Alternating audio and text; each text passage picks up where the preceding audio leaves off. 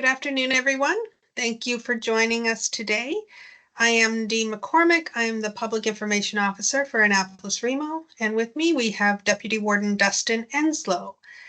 As in the past, we will let him open today's presser with a bit of background and an update, and then I will open it up for questioning. I will ask that you do one question, one follow-up, and just raise your little virtual hand and I'll call upon you. And when I do, could you please give your name and the agency you're with? We have until 3:30, so if we have time for more questionings, we'll open it up then. Thank you, and Dustin, please go ahead. Thank you very much. Welcome, everyone. So I'm going to start with just the fire status update.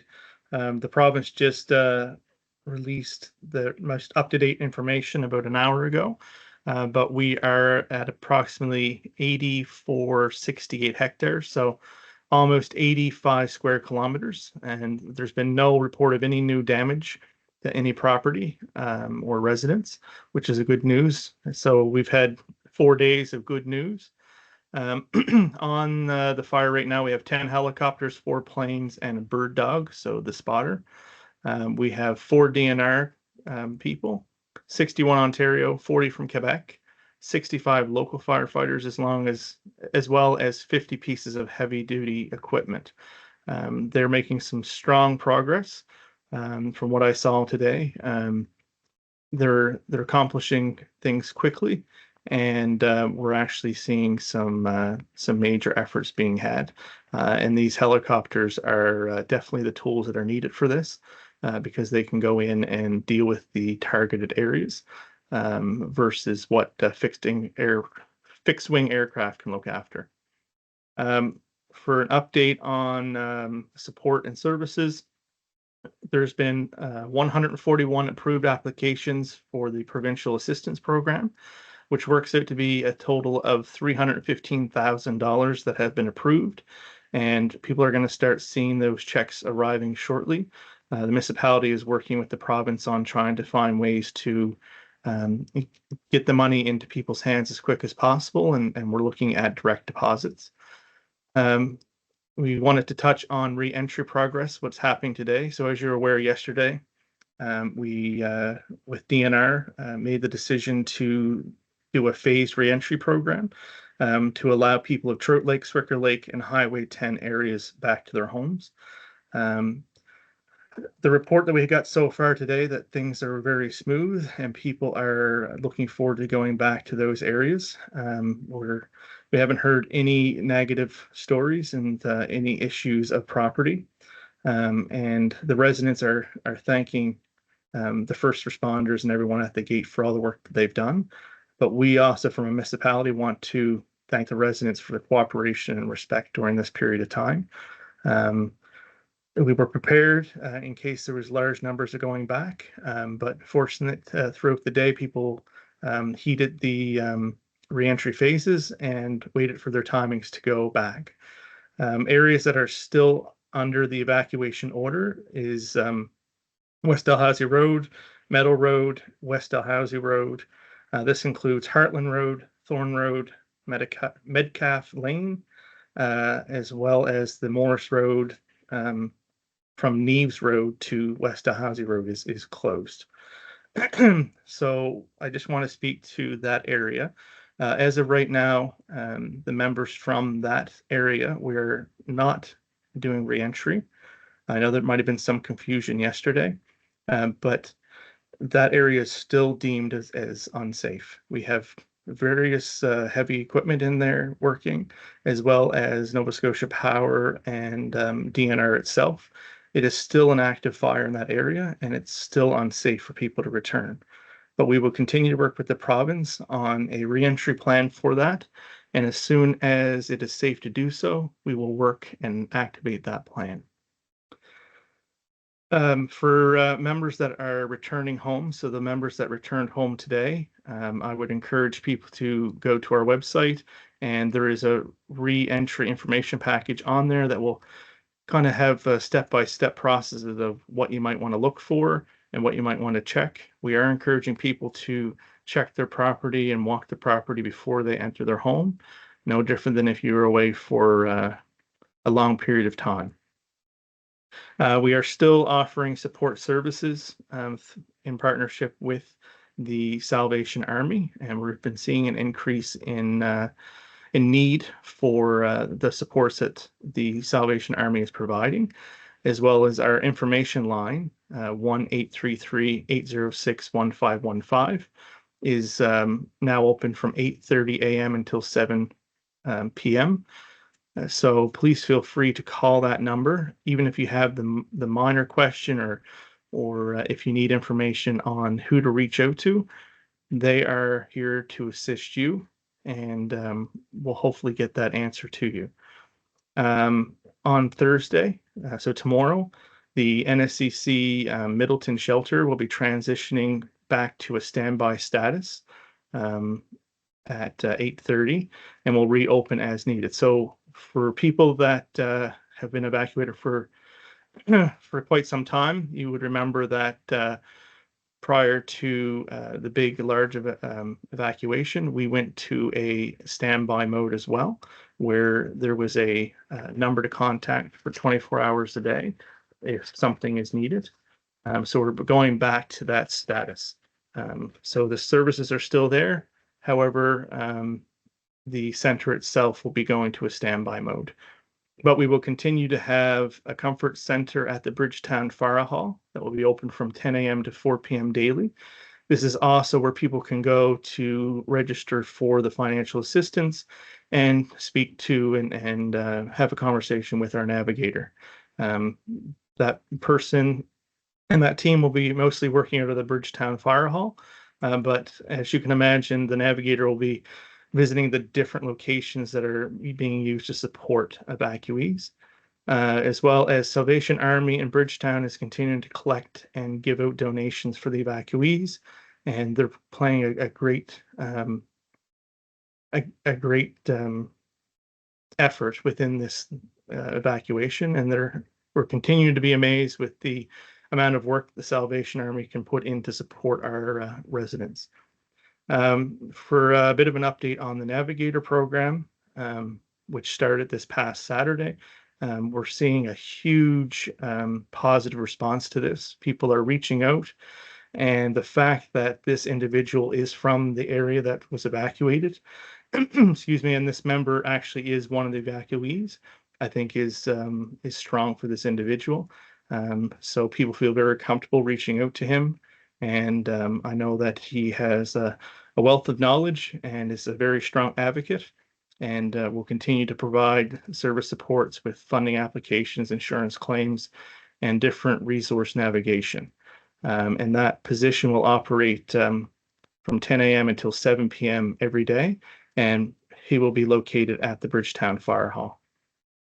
In regards to safety, because since the announcement yesterday, there's been a lot of individuals saying, why can't I go back?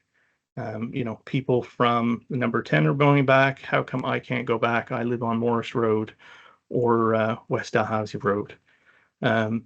It was explained yesterday, and it continues to be a safety situation. We are still in an active fire. It is still unsafe for people to be out there, especially individuals to live out there. We still have spot fires. There's still areas that have damage to the power grid, and it's just completely unsafe. I know it's a devastating situation, and I know people want to get home or at least see their home or their property, or see the loss or the damage. And I can assure you that we are working with the province to come up with plans for when things become safe to do either a visitation or a staggered reentry. But you have to appreciate and trust us that this will take some time, and we're working with the professionals to make sure that it's safe to do so. And if you have any questions, please reach out to our 1-833 number. We're just really hitting home the fact that it is unsafe there right now. And as we progress, things will change and we'll adapt and change, but we will make sure that the evacuees are aware of what's going on. So we will continue to work with Department of Resources and Department of Emergency Management to ensure that that things happen as quick as possible. And that's all I had, maybe. Thank you, Deputy Warden. We can open the floor up for questioning now. Again, if you could just please raise your virtual hand and give your name and the agency you're with, that would be great. Do we have any questions moving forward?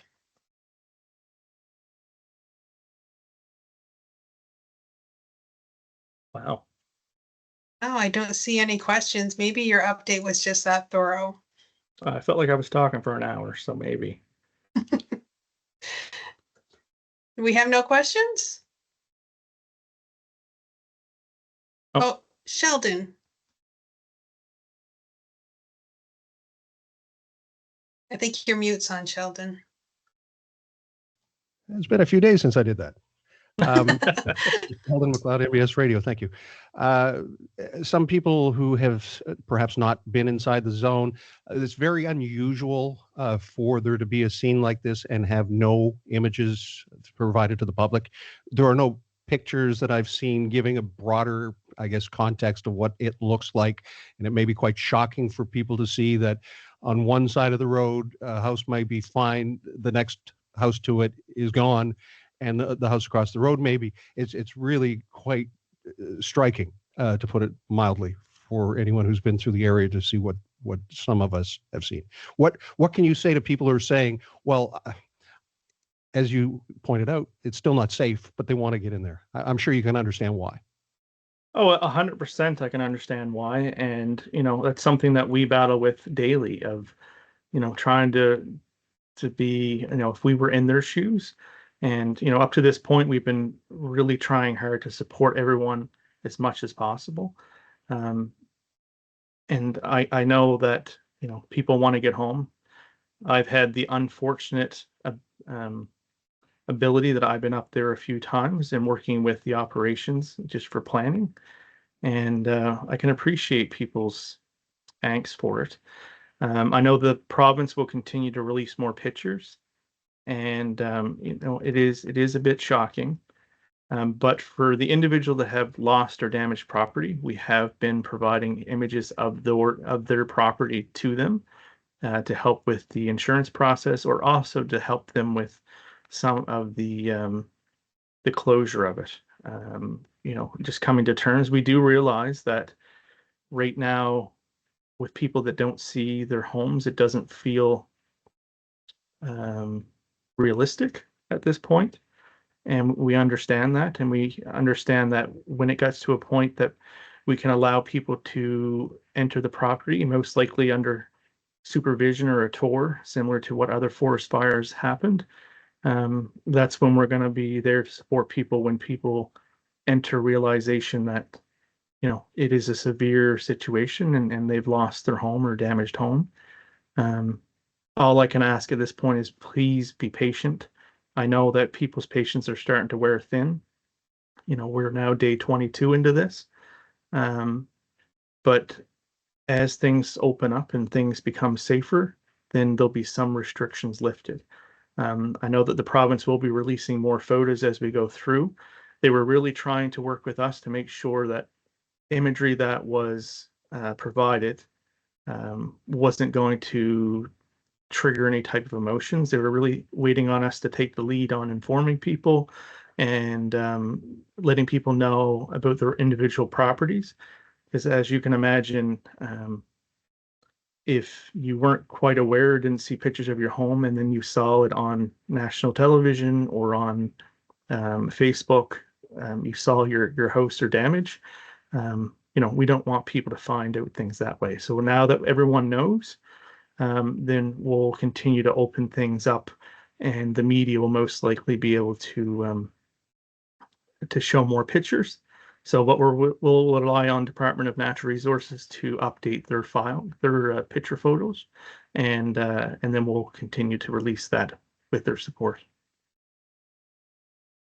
Thank you for the answer. And I guess it might not have been public knowledge or it may have been obvious that the pictures were provided to folks that had this. Can you talk us, just maybe go back in time a little bit, just to how that was put before people, what that was like, just to give a sense? Yeah. So the way the process worked is, we originally reached out to everyone that was in the affected area. As soon as we found out that there was some loss, to advise people, we called every person in West Dalhousie. There might have been one or two that we didn't reach because they weren't home, or the only number we had on file was a phone number for their home, and they're not home. So once that was done, and then we were able to confirm that there was lost dwellings or damaged dwellings, then we set up times to either, excuse me, meet with them in person, or if they just wanted information over the phone, to advise, excuse me, that they have lost or damaged property. And then we also provided information to them, if they wish to have it right away, of pictures of their property. And we wanted to make sure with those pictures that it didn't have other pictures of additional property, because we knew that there was a risk that as soon as someone got a picture of their property, they were going to post it on social media. And we didn't want someone to look at it and see something in the background.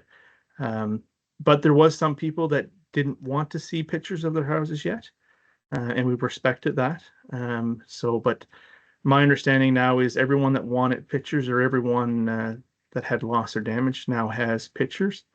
So you'll start seeing some more pictures come out of DNR, greater photos. Thank you. Thank you, Deputy Warden. Do you have any follow-up, Sheldon?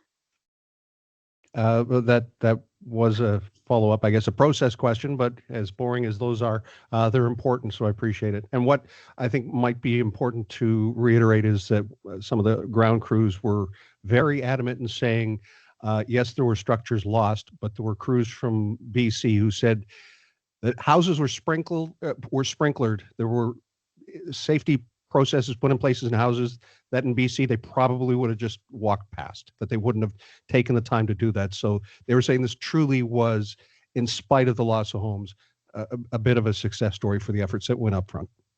It was, and I can agree with that. And I think that's part of what made this situation even more disheartening than what it could have been, is the fact that we had the first issue on the Sunday after the fire, where it actually jumped West Dalhousie Road. However, we didn't have loss of dwellings. So things were very positive. And then when Hurricane Aaron came, Lynn, it was, some people had the feeling of defeat, where all this stuff that was originally saved now was affected by this change in weather. So it was a bit of a roller coaster ride that didn't really help the situation. But for sure, there is a lot of success stories have come out of this event. Even from conversations I've had with operations teams and things like that today, there is a lot of good news stories. The fact that this is the first time in the province that we have initiated and used these sprinkling protective devices on almost all of the dwellings that were at risk, and they continue to buy more throughout the process, clearly shows that fire services are in the right direction. And unfortunately, we're seeing more and more forest fires across Canada. But there is a lot of success stories. I know that people might not feel that way, but it could have been worse, and I'm glad it wasn't. And that 100% goes to the effort that was put in on the ground by the professionals, DNR, Department of Emergency Management, all of our volunteers that saved this community. There was we lost homes and property, but it effectively saved this community. Yeah, so there's definitely some good news stories. I feel like I'm talking a lot in the answers today. We do have another question. Go ahead. It's from All Nova Scotia.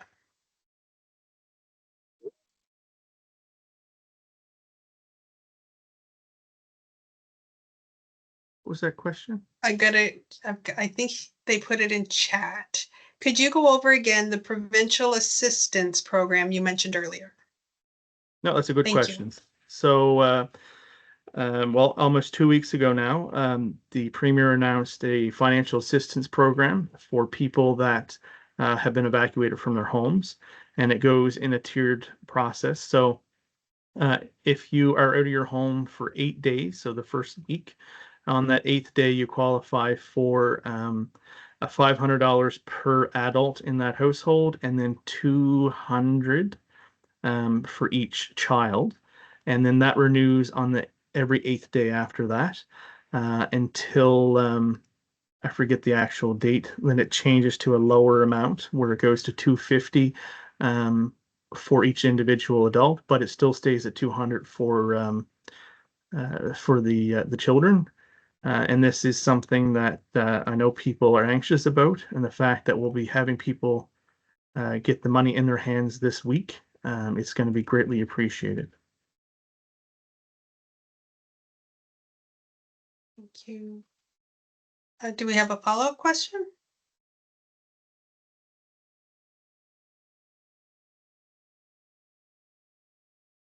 No, it looks like everyone's fairly quiet right now. Oh, sure, go ahead with. No, Since so it's as of follow-up right, question, oh, you can see sorry. that. I was able to read that one quick enough before it disappeared. Okay. So right now, no, the money has not been received by the individuals. I can confirm that the checks have been printed and processed, and they're actually en route to us as we speak. And then once we have them, we will distribute them to everyone that applied. This was the quicker way to do it versus other ways where they could be waiting weeks and weeks. I know that there was some anxiety on if people get checks on Thursday, Friday, and people have certain holds on their bank accounts. I know that we've been trying to have conversations with the banks to see if that can be waived, but there's more to follow on that. So by Friday, people will have checks in their hand. So I don't want to say exactly when it will start, but I'll say by Friday, people have checks in their hands. Thank you. Do we have any further questions? No, it looks like everyone's satisfied. Perfect. Well, if that is the case, we will wrap this up. We will be back on Friday at 3 p.m. We're going to start going Monday, Wednesday, Friday moving forward. So again, I hope you can join us on Friday at 3 p.m. And I hope you all have a wonderful day. Thank you so much for joining us. Thank you.